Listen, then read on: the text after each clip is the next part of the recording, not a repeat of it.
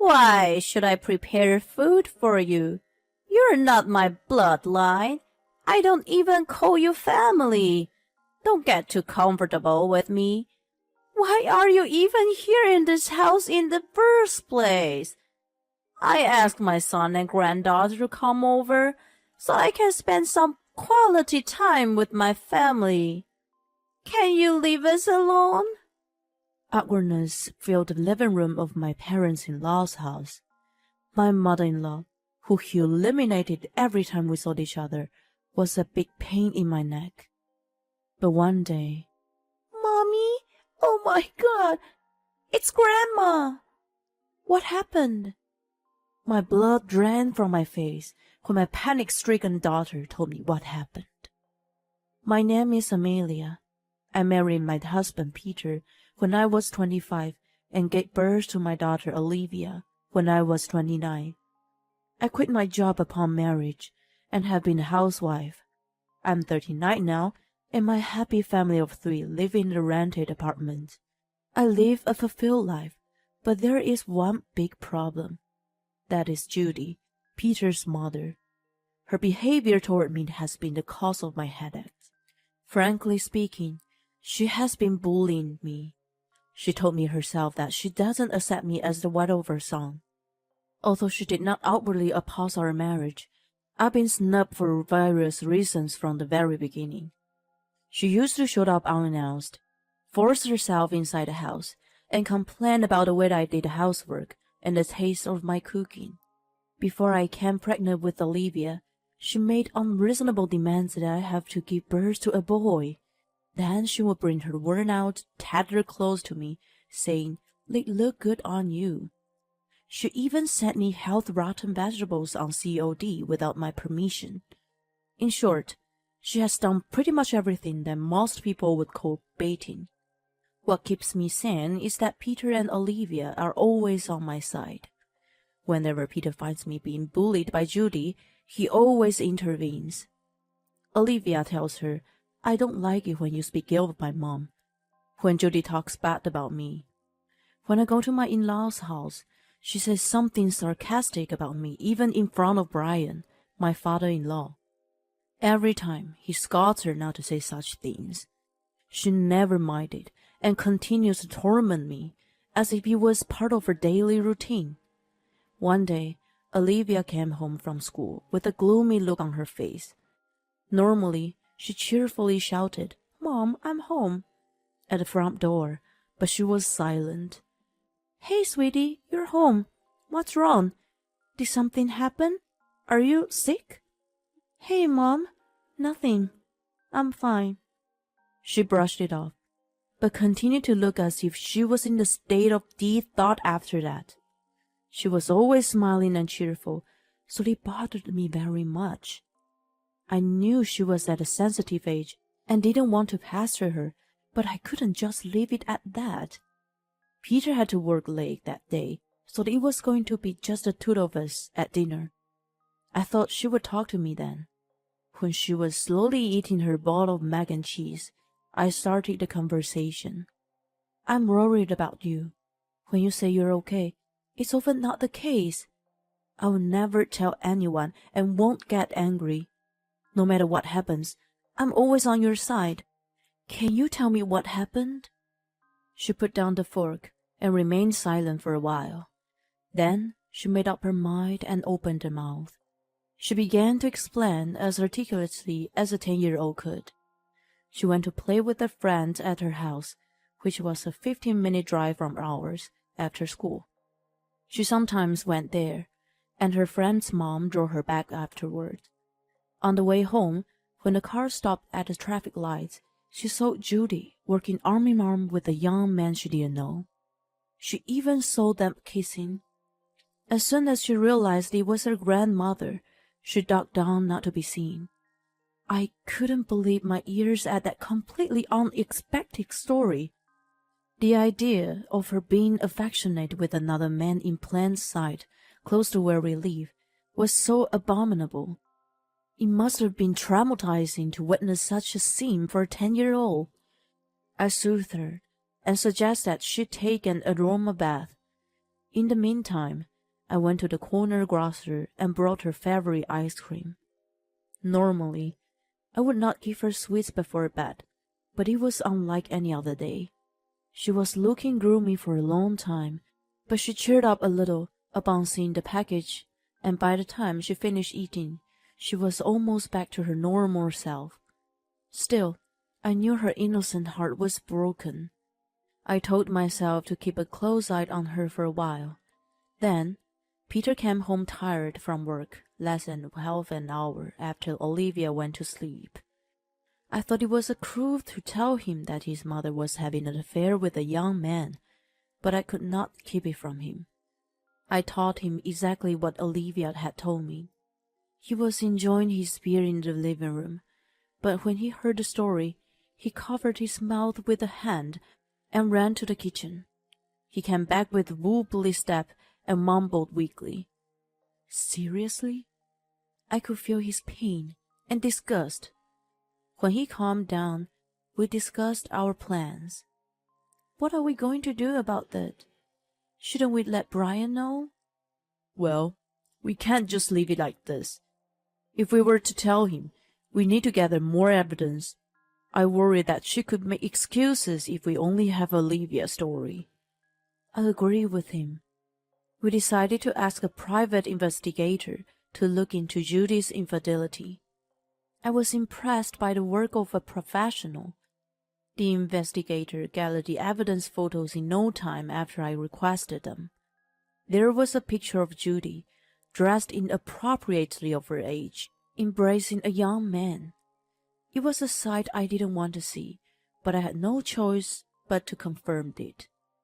The investigator also found the identity of the young man.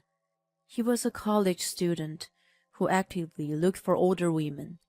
Judy had been contributing a considerable amount of money to him. There was also a photo of them entering a designer's brand boutique. It didn't look like adultery, but rather she was being swindled by the young man. Anyway, there was no doubt of infidelity, and she must have been aware that it was cheating on her part. We got concrete evidence to trap her in. We weren't going to let her get away with it. The only thing left was when to tell Brian. While Peter and I were waiting for the right moment, Judy called him, asking him to come over on the weekend. That was great timing. If I went there, she would most likely find a way to bully me. I was certain of that from my past experiences. If they were the case, I could expose everything then. Who would be laughing in the end? The weekend had arrived. I was usually pressed about visiting Judy, but I couldn't wait to see her that day. I could finally reveal her misdeeds. What I was imagining this and that. My family and I arrived at my in-laws' house. As soon as we parked the car, Judy opened the front door with a smile on her face. "Ah, you're here. Hi, Peter and Olivia. Welcome. I prepared a delicious lunch and it's waiting for you. Come on in." As I had expected, her bullying started right away. She acted as if I were not there. She turned her back on me and didn't make eye contact. Even though I was annoyed by her boldness, I tried to think it wasn't a big deal and calmed myself. Peter was about to say something to her, but I stopped him. We needed to be patient. It wasn't better to let her carry on with it and then knock her down. When we were in the living room, Brian was sitting on the sofa, watching TV. "Oh, Amelia, Olivia, and Peter, welcome. Nothing exciting here, but make yourself at home." He always called my name first. It might have been nothing to him, but it always made me very happy. As I exchanged greetings with him, Judy happily said, "We got a delivery for lunch. Come on, let's eat together. I'm sure the food is delicious." She laid out the plates on the dining table. The lunch was Thai food. There was a papaya salad, pad thai, green curry, tom yum soup, and so on. They sure looked delicious, but I was allergic to coriander. Judy, of course, knew that. You know, Judy, I'm allergic to coriander, right? I'm sorry, but I can't eat most of them, she answered. I know that, dismissively. Then words began to pour from her lips, as though a dam inside her had broken. I don't need you to tell me what you're allergic to. I didn't count you in for lunch anyway. My family is only 4 of us. Brian, Peter, Olivia, and me. Why should I prepare food for you? Why are you even here? I invited Peter and Olivia to come over. What an inconsiderate person you are. She was unstoppable. Let me make this clear, Amelia. You should be ashamed of yourself for being a half-hearted housewife who doesn't even do housework and sits idle all day long. You shouldn't just take advantage of the kind and hard-working Peter. I mean, you don't work and you neglect your housework. What do you do all day every day? You're not having an affair with some guy, are you? Ugh, who knows? Me? Having an affair? Who was talking? Peter, who was standing next to me, gave out a groan of dismay. Well, it was about time. I couldn't believe she brought up the perfect subject herself. I asked Peter if I could bring it up. He nodded enthusiastically. Not only had she been nasty to me, but she had traumatized Olivia. I was going to make her pay for all of that. I took out the photo evidence from my bag and handed it not to Judy, but to Brian. They looked at the pictures in confusion. At first, both of them seemed not to understand what they are looking at, but as soon as they realized, their faces changed color. Brian's turned red, and Judy's turned white. I was amazed by the contrast. What are these? As you see, Judy's having an affair with this young man. Olivia saw them together. She suspected me of having an affair, but it seems she was just talking about herself. No, that's not true. I'm not having an affair with Justin. It's purely... Judy was so panicked that she blurted out the young man's name. Brian got angrier and shouted, "Who's Justin?"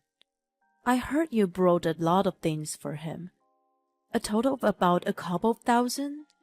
No, I think it's more like a couple of 10,000.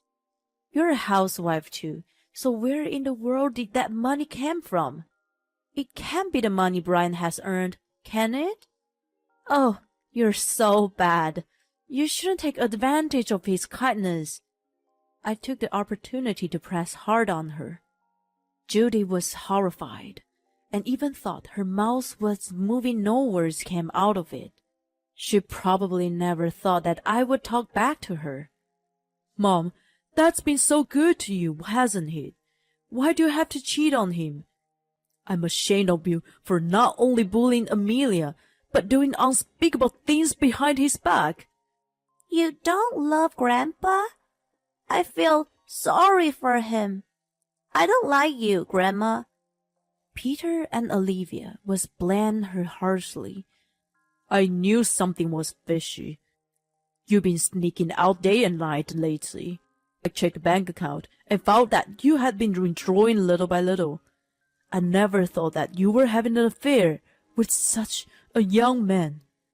Brian shook his head in disbelief. Pushed to the edge, Judy somehow rebounded and lifted her chin in defiance. What I do is none of your business. I will live my life the way I want to. Brian erupted with anger at her attitude and shouted at her to get out of the house. His fury didn't subside after that, and the two ended up filing for a divorce. Judy had no income and no savings, so she could no longer contribute to her beloved Justin. He simply abandoned her. How did I find out? Judy told me herself. She was so desperate that she turned to us and stormed into our house. She hoped that we sympathized with her if we knew her devastation. I only have you to rely on, Peter. I can't get in touch with Justin anymore. Please, I apologize to you too, Amelia. I don't trust you anymore. Why don't you just live your life the way you want to? Like you said before. Not my business. Of course, we had no sympathy for her. I would never forgive her for traumatizing Olivia. Eventually, we called the police to remove her. Brian had gone around telling all the relatives that Judy had an affair and that she bullied me, so she couldn't rely on them either. I heard that she was living alone in the shabby apartment and continued to pay alimony. She has truly brought this on herself. On the other hand, Brian decided to move in with us since he became alone. He's better with children than I expected. He takes Olivia to various places on weekends. Olivia also enjoys hanging out with him and seems to be gradually forgetting about Judy. Furthermore, he's helping me with the housework, saying he feels bad for living rent-free. In the beginning, I had to teach him step by step. Now he can do everything by himself and even cooks dinner for us. Thanks to him, I'm able to go out and work part-time. It took me a while to get used to working after a long break, but I enjoy being outside the home. I'm even thinking about getting a certification in something.